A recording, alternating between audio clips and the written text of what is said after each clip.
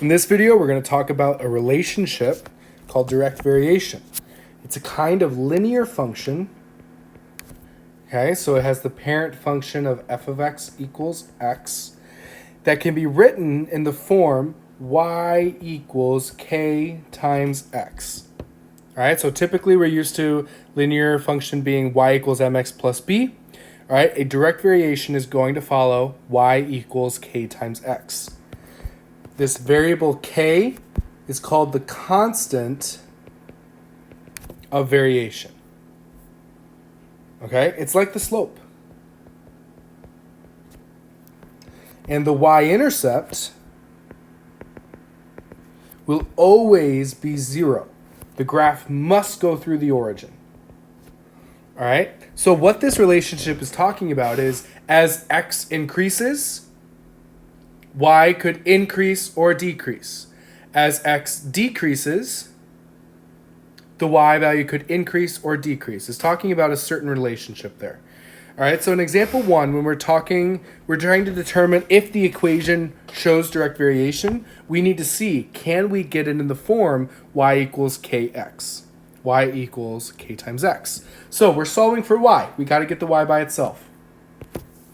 xy equals 7. So to get the y by itself, I'm going to divide both sides by x. So I'll get y equals 7 over x. All right. In this case, this is not direct variation. It's not even linear, because my variable of x is in the denominator. All right. In b, to get y by itself, we're going to subtract 3 from both sides. So I'll get y equals x minus 3. Does this represent direct variation? No. Y-intercept isn't 0.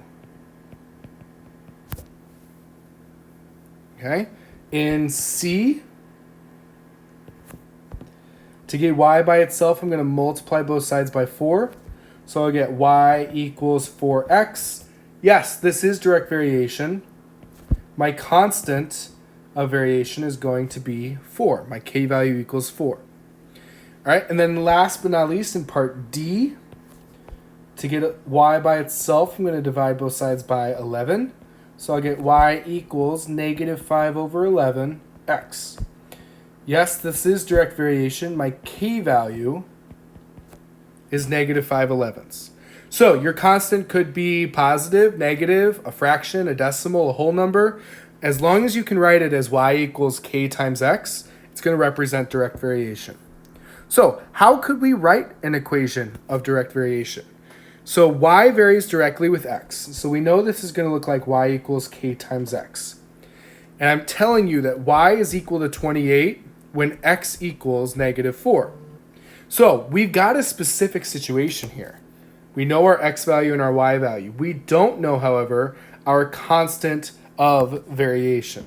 So what we can do is we can use our y equals kx, plug in what we know, solve for what we don't know.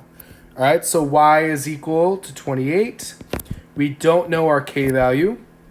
We know x is equal to negative 4. So we got 28 equals k times negative 4. Solve this for k. So I'm going to divide both sides by negative 4. I'll get k equals negative 7. So my function, my direct variation equation, is y equals negative 7x, which means as the x is going up, as x increases, y is going to decrease. Okay? Or as x decreases, y is going to increase. All right? So now we can use our equation to find y when x equals 8.5. So I'm going to evaluate this function, and I'm going to plug in 8.5 for x. All right? Negative 7 times 8.5. Y is going to equal negative 59.5.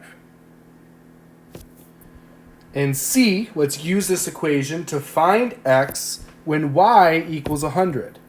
So I'm going to plug in 100 for y, and I need to work backwards to solve for x. All right, so when I do that, x could equal negative 100 over 7, which is approximately, if I round to the nearest thousandths, negative 14.286. Okay, so that's how we can find our direct variation equation if we need to work backwards to figure out what our constant is. All right, let's do a word problem. Diameter of a hailstone varies directly with the time it takes to form. So the diameter varies directly with the time it takes to form. So D equals K times T. D represents the diameter. T represents the time. Okay?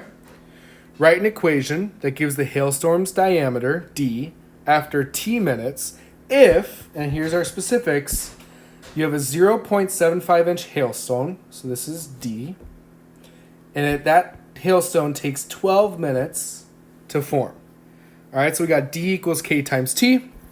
Let's plug in and solve. So we're going to plug in 0.75 for D.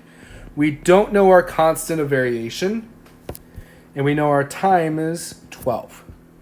All right, so to solve this, divide both sides by 12. And our constant of variation is going to be 0.625.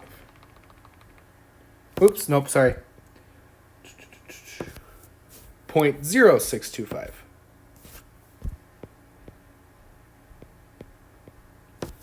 Okay, so the function, our direct variation equation, is that the diameter is going to equal 0.0625 times t. So as time increases, the diameter of my hailstone is also going to increase, which makes sense. All right, for every minute that passes, the hailstone's diameter is going to increase by 0.0625 inches. Okay, that's what this represents. Okay, the constant of variation is just like the slope. So what is the hailstorm's diameter after 20 minutes? So this is my time. So the diameter, that's what we're trying to solve for, is 0.0625 times 20, which is going to give me the diameter as 1.25 inches. Okay, in the next video, we'll talk about how we can determine whether or not a table represents a direct variation relationship.